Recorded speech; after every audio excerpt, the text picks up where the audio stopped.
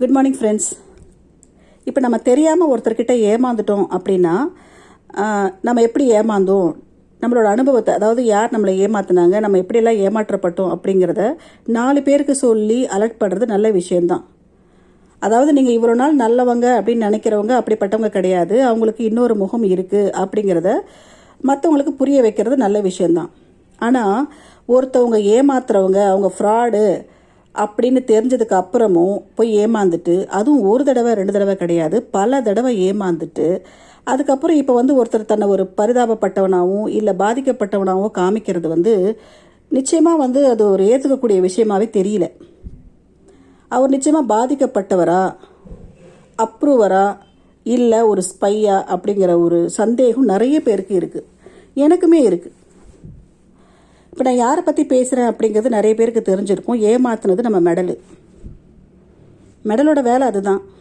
அதை பற்றி சொல்லணும்னா தனியாக தான் ஒரு சேனல், அதாவது க்ரைம் ஹிஸ்ட்ரி அந்த மாதிரி ஒரு சேனல் ஓப்பன் பண்ணி தான் அதோட விஷயத்தெல்லாம் சொல்லணும். இப்போ இந்த ஒரு வீடியோவில் அதை பற்றி சொல்ல முடியாது, ஏன்னா அது வேற லெவல். அது ஏமாந்தது நம்ம ஹரி, அவரோட உண்மையான பேர் என்னங்கிறது எனக்கு தெரியாது. நம்ம மெடல் அவருக்கு ஹாரி, சோல்மேட்டு அப்படின்னு நேரத்துக்கு ஏற்ற மாதிரி பேர் வைக்கும். இப்போ கடைசியாக வச்சுருக்கிற பேர் பார்த்திங்கன்னா சைக்கோ. அதே மாதிரி ட்ரோல் பண்ணுறவங்க அவருக்கு ஒரு பேர் வச்சுருப்பாங்க. அவருக்கே தனி ஒருவன் அப்படின்னு சொல்லி பேர் வச்சுட்ருப்பார். ஸோ இவரை பற்றி தான் நான் பேசணும்னு நினச்சேன். இவர் எப்படின்னா நம்ம புரோக்கர் மாதிரி தான்.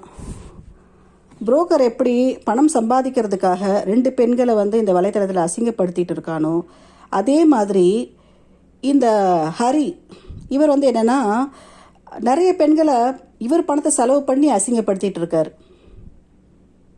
இது நிறைய பேர் பார்த்துருக்கீங்க.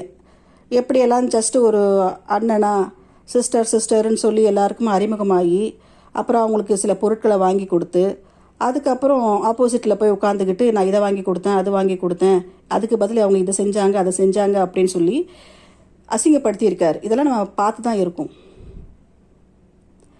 இன்றைக்கி அவர் நான் ரொம்ப எனக்கு அண்டா போச்சு, குண்டா போச்சு, எனக்கு சாமான் போச்சு, எனக்கு ஷூ ஸ்டாண்டு போச்சுன்னு சொல்லிட்டு ஒரு லிஸ்டெல்லாம் போட்டுட்டு பாவமாக அது பண்ணி ஒரு வீடியோஸ்லாம் போடுறார். நிறைய பேர் பரிதாபப்படுறாங்களா என்னன்னு எனக்கு தெரியாது. ஆனால் நிச்சயமாக இந்த மாதிரி ஆட்களை யாருமே என்கரேஜ் பண்ணக்கூடாது அப்படிங்கிறதா என்னோட எண்ணம், என்னோட கருத்து. இந்த வயசில், அதாவது நிச்சயம் அவருக்கு ஒரு 55 வயசுக்கு மேலே தான் இருக்கும், அதிகமாக கூட இருக்கலாம். இந்த வயசில் இன்னும் தன்னை ஒரு ரோமியோவாக நினச்சிக்கிட்டு, அதாவது அவருக்கு ஒரு குடும்பம் இல்லைங்கிற ஒரே காரணத்துக்காக மற்ற குடும்பத்தில் இருக்கிற எல்லா பெண்களையும் கேவலமாக பேசிக்கிட்டு, அவங்களுக்கு ஏதாவது ஒரு பொருளை வாங்கி கொடுத்துட்டு அவங்கள கேவலப்படுத்துறது. நான் இதை வாங்கி கொடுத்துட்டேன், அதனால் நான் என்ன பேசினாலும் நீ அதை வாங்கித்தான் ஆகணும் அப்படிங்கிற மாதிரி ஒரு மைண்ட் செட்டில் அவர் நிறைய பேசியிருக்காரு. அதாவது என்ன எதுவும் பேசலை, நான் பாதிக்கப்படலை, இருந்தாலுமே எனக்கு இவ்வளோ கோபம் வருது. எப்படி இவனே ஒருத்தருக்கு ஒரு பொருளை வாங்கி கொடுத்துட்டு அதுக்கப்புறம் பின்னாடி உட்காந்துட்டு பேசுகிறான் இப்படி அப்படின்னு எனக்கே அவ்வளோ கோபம் வருது. யாரும் கேட்காம இவனே போய் எல்லாமே செய்வான், அதுக்கப்புறம் அவங்கள உட்காந்துக்கிட்டு பேசுறது, அதுவும் அசிங்கமாக பேசுறது. இவனுக்கு இந்த உரிமையை யார் கொடுத்தது? இவனை ஒரு பொருள் வாங்கி கொடுத்தா அவங்க உடனே இவனுக்கு அடிமையாயிடணுமா என்ன?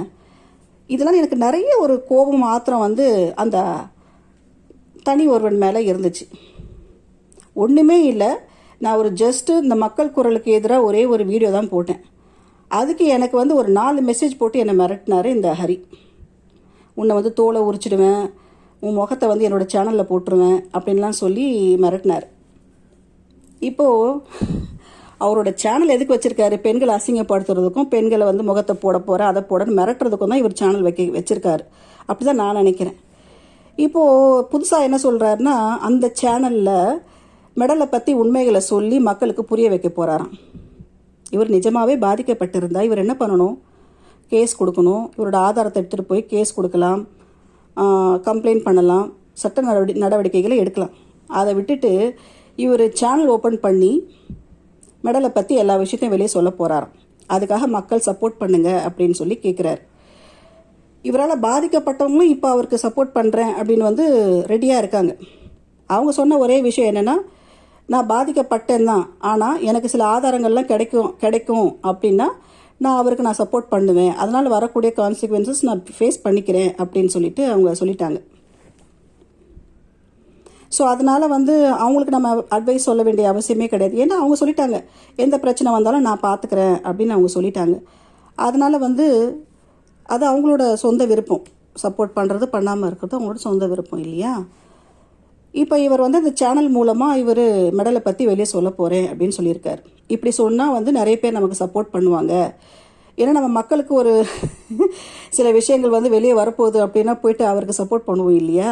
அந்த மாதிரி. ஆனால் இவர் சொல்லி தான் தெரிய போகிறது கிடையாது. எல்லாருக்குமே மெடலை பற்றி எல்லாமே தெரியும். ஆனால் இவர் என்ன புதுசாக சொல்லுவாரோ அப்படிங்கிற ஒரு க்யூரியாசிட்டி நிறைய பேருக்கு. அதனால் இப்போ வந்து அவர் சேனல் ஓப்பன் பண்ண போகிறேன், எனக்கு லைவ் ஆப்ஷன் வந்துச்சுன்னா நான் வந்து எல்லா விஷயங்களையும் உண்மையும் வெளியே சொல்லுவேன் அப்படின்னு அவர் சொல்லியிருக்கார். ஆல்ரெடி இவர் லைவ் போட்டிருக்காரு. இவருக்கு 2 முறை சேனல் வச்சுருந்துருக்காரு.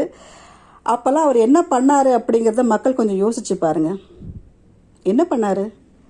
அதாவது இந்த தண்ணி அடிக்காமல் இருந்தான்னா பெரிய இன்டலெக்சுவல் மாதிரி பேசுவான். அதை சொல்லுவாங்க இல்லையா, வாழைப்பழம் மாதிரி பேசுவான் மேடம்னு, அந்த மாதிரி பேசுவான். அதே அவன் தண்ணி அடிச்சிட்டான்னா அவன் எப்படியெல்லாம் பேசுவாங்கிறது அவனோட இப்போ சேனல் இல்லை, அவனோட வீடியோஸ் வந்து நிறைய பேர்கிட்ட இருக்கும், அவனோட லைவ்லாம் நிறைய பேர்கிட்ட இருக்கும். அவங்களுக்கு தெரியும், இல்லை பார்த்துருந்தவங்களுக்கும் தெரியும் எப்படியெல்லாம் பேசுவான்னு சொல்லிட்டு. அதாவது எவ்வளவு கேவலமாக எவ்வளவு கீழ்த்தரமாக பெண்களை அசிங்கப்படுத்த முடியுமோ அந்த அளவுக்கு அசிங்கப்படுத்துவான். இப்போ அந்த வேலையை மறுபடியும் பண்ணணும் அப்படின்னு அவன் ஆசைப்படுறான்னு நினைக்கிறேன். அதனால் இப்போ ஒரு சேனல் க்ரியேட் பண்ணிவிட்டு அது மூலமாக நான் உண்மையை சொல்ல போகிறேன் அப்படின்னு சொல்லிட்டு இப்போ உள்ளே வராரு அவர். வரட்டும், உண்மையை சொல்லட்டும். ஆனால் எனக்கு இருக்கிற ஒரே கேள்வி, நீங்கள் அப்ரூவரா இல்லை ஸ்பையா? எனக்கு அந்த சந்தேகம் இருக்குது, கண்டிப்பாக இருக்குது. ஆனால் இது சம்மந்தப்பட்டவங்களுக்கு புரியுமா புரியலையா அப்படிங்கிறது தெரியல. இல்லை வேறு என்ன விஷயம் அவங்க சொல்கிறது என்னென்னா, இதையும் தாண்டி நிறைய விஷயங்கள் இருக்குது, இதெல்லாம் நாங்கள் வெளியே சொல்ல முடியாது, நாங்கள் எதுக்கு வந்து இவனை சப்போர்ட் பண்ணுறோம்னா அதுக்கு ஒரு ரீசன் இருக்குது, அது நான் எல்லாமே சொல்ல முடியாதுன்னு சொல்கிறாங்க. அதனால் சப்போர்ட் பண்ணுறவங்க பண்ணட்டும். ஆனால் ஒரு வியூவராக என்னோட கருத்து இதுதான். இவன் இது வரைக்கும் சேனல் வச்சுக்கிட்டு யாரையும் எந்த விஷயத்தையும் பெருசாக ஒன்றும் பண்ணலை. இவர் பண்ண வேலை என்னென்னா பெண்களை அசிங்கப்படுத்துறது. தான் ஒரு பெரிய இப்படின்னு சொல்லி சில பெருமையை பேசுவான், நம்ம தற்பெருமை கருப்பி மாதிரி பெருமையாக பேசிக்குவான், இல்லைன்னா யாரையாவது திட்டிகிட்டு இருப்பான். இது 2 வேலையை தான் அவன் பண்ணிடுறான். நான் மோஸ்ட்லி பார்த்ததில்லை அவனோட சேனல்ஸ்லாம், லைவ் எல்லாம். ஏன்னா தெரியும் அவன் பேசுகிறது இப்படி தான் பேசுவான், தண்ணி அடித்தா எப்படி பேசுவான் அப்படிங்கிறது எனக்கு தெரியும். ஸோ இதில் பெருசாக ஒன்றும் சொல்கிறதுக்கு இல்லை. அவன் வந்து ஏமாந்துட்டான் அப்படின்னு நிறைய பேர் நம்புறீங்க. அது எந்த அளவுக்கு உண்மையோ அதிக நம்பிக்கைங்க, அது உங்களோட விஷயம் இல்லையா? நீங்களும் சொல்லிட்டீங்க எந்த பிரச்சனை வந்தாலும் நாங்கள் அதை ஃபேஸ் பண்ணிக்கிறோன்னு சொல்லிட்டீங்க. ஆனால் எனக்கு என்னோட தனிப்பட்ட கருத்து வந்து அவன் வந்து ஏமாந்தவன் கிடையாது. ஏன்னா அவன் வந்து நல்ல வெல் மெச்சூர்ட் பர்சன் தான். அப்படி இருக்கிற ஒருத்தன் வந்து அதுவும் ஒரு தடவை இல்லை பல தடவை ஏமாந்துட்டு இப்போ ஏதோ வந்து ஒரு சின்ன பையன் ஒரு சின்ன பொண்ணுக்கிட்ட ஏமாந்துட்ட மாதிரி வந்து கதை சொல்கிறது வந்து யாருக்குமே ஏற்றுக்கக்கூடியதாக இல்லை, எனக்குமே ஏற்றுக்கக்கூடியதாக இல்லை. இன்னும் என்ன பண்ண போகிறாங்கிறத பார்த்துக்கிட்டு தான் இருக்க போகிறோம். ஒருவேளை அவனால் விஷயங்கள் உண்மைகள் வெளியே வந்தால் பரவாயில்ல. ஆனால் இவனால் மேலும் பிரச்சனைகள் வந்து நிறைய பெண்கள் பாதிக்கப்பட போகிறாங்க அப்படின்னா அது ஒரு தப்பான ஒரு விஷயமா ஆகிடும். அதனால் இதை சப்போர்ட் பண்ணுறவங்க வந்து பார்த்து கொஞ்சம் சில விஷயங்களை ஆராய்ஞ்சிட்டு அதுக்கப்புறம் நீங்கள் முடிவெடுக்கணும் அப்படிங்கிறது தான் என்னோட கருத்து.